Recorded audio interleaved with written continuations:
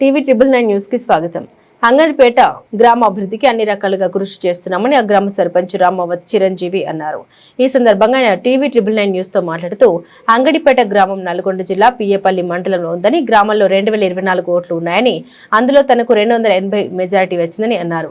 Devarakonda MLA Balu Naik గ్రామ అభివృద్ధికి అన్ని రకాలుగా సహకరిస్తున్నారని అన్నారు. గ్రామంలో పారిశుద్ధ్యం, వీధి లైట్లు, మురికి కాలువల నిర్వహణ కోసం నిరంతరం కష్టపడి పనిచేస్తున్నామని తెలిపారు. నమస్కారం అండి. నా పేరు రమాత్ చిరంజీవి. మన అంగడిపేట గ్రామ పంచాయతీ, ఎక్స్ రోడ్డు, ఊరు, తండ 3 కలిసి 2400 ఓట్లు ఉన్నాయి.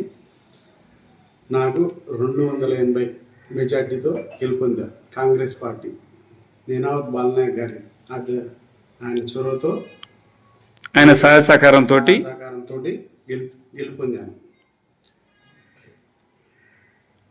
సర్పంచ్ గారు, చెప్పండి సార్. ఈ గ్రామ పంచాయతీలో 224 ఓట్లు ఉన్నాయన్నారు కదా,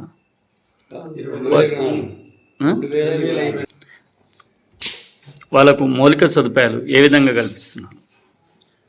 వాళ్ళకు పారిశుద్ధ కార్యక్రమాలు, నీరు మరియు లైటింగ్, మరియు ప్రతిరోజు ట్రాక్టర్ తిప్పడం, చెత్త సేకరణ, తడి చెత్త, పొడి చెత్త, మరియు వాళ్ళకి ఎలాంటి ఇబ్బంది ఉన్నా సహాయ సహకారాలు అందిస్తున్నా. ప్రతిరోజు వాళ్ళకి అందుబాటులోనే ఉంటున్నా. నిరంతరం వాళ్ళ కృషి చేస్తున్నారు. ఖచ్చితంగా వాళ్ళు ఏ చేసినా ఏమన్నా వాళ్ళకి సహాయ సహకారం అందిస్తూ ఉన్నాను.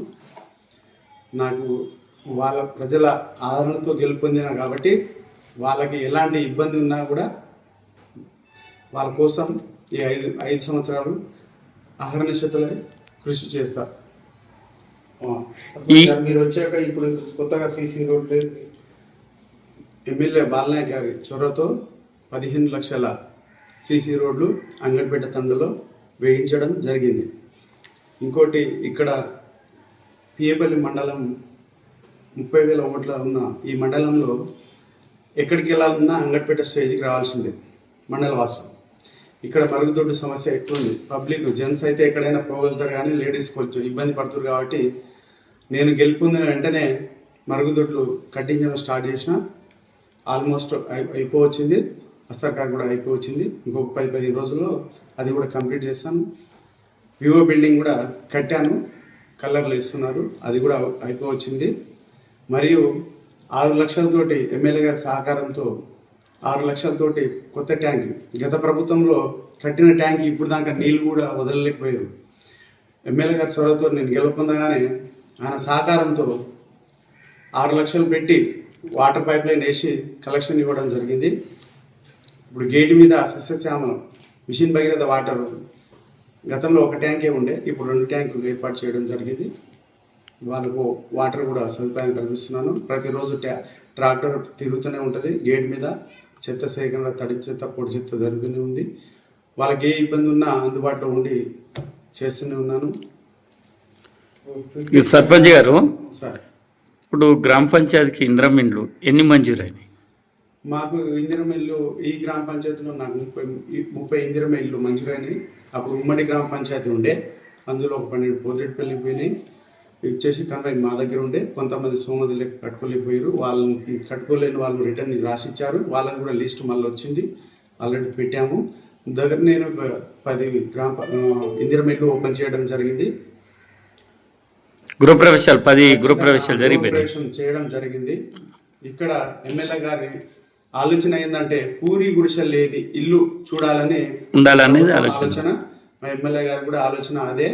ఎంతకైనా తెగిస్తాం, కానీ పూరి గుడిసె ఉన్న ఇల్లు ఉండకూడదనే నిర్దేశంతో ఈ కార్యక్రమాలు చేపడుతున్నారు. ఇప్పుడు 2వ విడత కూడా ఇవ్వడానికి ముందుకు వచ్చారు. మొన్ననే మీటింగ్ కూడా డిపార్ట్మెంట్ వాళ్ళతో కూడా పెట్టారు. అది కూడా పూర్తి స్థాయిలో చేస్తారని ఖచ్చితంగా మా ఎమ్మెల్యే గారి మీద నమ్మకం ఉంది. ఖచ్చితంగా చేస్తారు. 2వ విడతకు ఎంతమంది అర్హులు ఉన్నారు? అర్హులు వచ్చేసి ఒక 30 మంది ఉన్నారు. మరి ఒకటేసారి రావద్దు కావున మేము సార్ తోటి కూడా అడిగినాం. కంపల్సరీ మీరు చెప్పిన విధంగా ఖచ్చితంగా చేస్తా. నాకు మాత్రం పూడి గుడిసె ఉన్న ఇల్లు కనిపించకూడదు అనే ఉద్దేశంతో సిమెంట్ రేకులు పూడి గుడిసె ఉన్న ఇల్లు అయితే కనిపించకూడదు.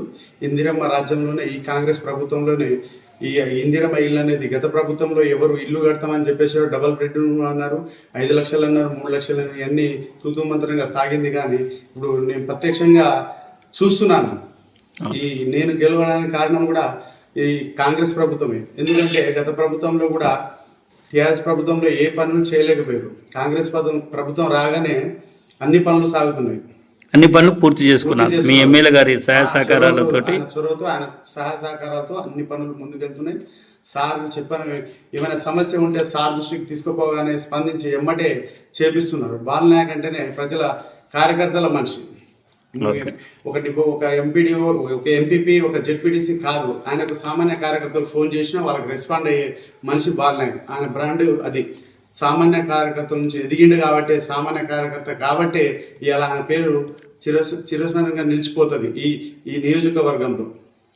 ఆయనకు మంత్రి పదవి రావాలని కూడా మేము ప్రార్థిస్తున్నాం. అలాంటి వ్యక్తి మాకు దొరకడం కూడా అదృష్టంగా భావిస్తున్నారు. మా గిరిజనుల ఆరాధ్య దైవం అంతకుముందు శివలాలు ఉండే, ఇప్పుడు మాకు బాలనాయక్. ఎందుకంటే అసలు ఇల్లు లేని వాళ్ళకు కూడా ఇల్లు పెట్టడము, ఎవరికైనా ఇబ్బంది ఉంటే నేను గత ప్రభుత్వంలో ఎవరికైనా ఇబ్బంది అయితే కూడా హాస్పిటల్ పోలీస్ పరిస్థితిలో ఉన్నప్పుడు కూడా అసలు ఎవరు ఏం చేసేదో తెలియదు. కానీ ఈ ప్రభుత్వం ఎమ్మెల్యే గారు బాలనాయక్ అయినప్పటి నుంచి 30 లక్షలు 40 లక్షల ఎల్ఓసి ఇప్పించడం జరిగింది. సార్ ఇది ప్రాబ్లం ఉంది, ఇట్లా పరిస్థితి ఉంది అనగానే ఇమీడియట్లీగా సార్ ఏది చూడకుండా ఇచ్చి వెంబడే హాస్పిటల్కి పంపించడం జరిగింది. ప్రతి ఒక్కరిని నిరుపేదల్ని అండగా ఆదుకుంటూ ఉంటున్నారు. కాబట్టి అతనికి మంచి పదవి వస్తే మాకు ఇంకా ఏ ఇబ్బంది లేకుండా, లోటుపాటు లేకుండా చూసుకుంటారనే ఉద్దేశంతో ఈ ప్రజలను, ఈ గ్రామ పంచాయతీ, ఈ మండల, ఈ నియోజకవర్గాన్ని ఒక తీర్చిదిద్దుతారనే నమ్మకం అందరిలో ఉంది. కావున మా ఎమ్మెల్యే గారు బాలనాయక్ని మంత్రిగా చూడాలని మా ఆకాంక్ష.